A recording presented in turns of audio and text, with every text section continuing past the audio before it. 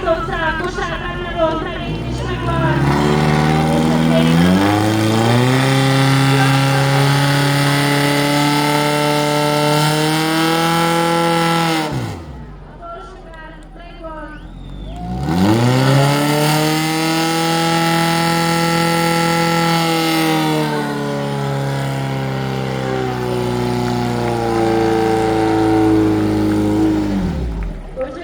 Gusto na trabaho ko na bigyan ayong bigyan sa hangalan pinulti.